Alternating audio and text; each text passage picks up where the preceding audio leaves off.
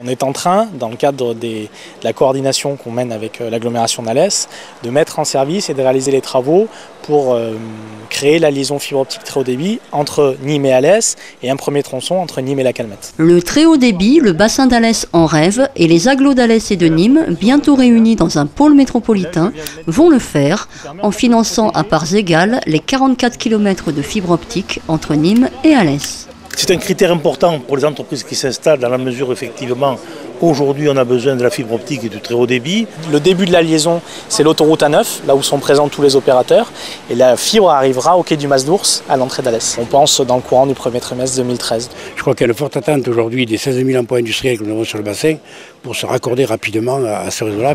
Récemment, les deux présidents ont assisté à l'arrivée de la fibre optique à Saint-Chapt et à la Calmette via une technique de pose novatrice. En fait, c'est ce qu'on appelle la technique de micro-tranchée.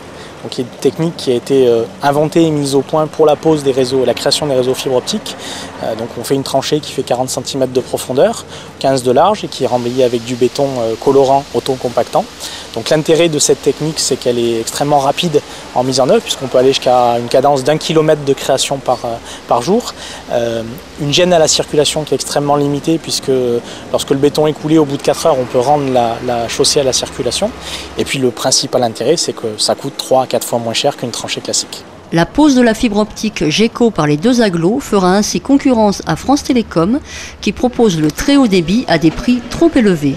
Ce qui fait qu'on est obligé de créer une concurrence au public pour qu'effectivement on arrive à avoir des prix raisonnables. On peut être jusqu'à 10 fois moins cher qu'une offre France Télécom aujourd'hui pour une entreprise. En 2013, les entreprises d'Alès auront donc accès au très haut débit, mais pour les particuliers, il faudra certainement attendre 2 ou 3 ans de plus.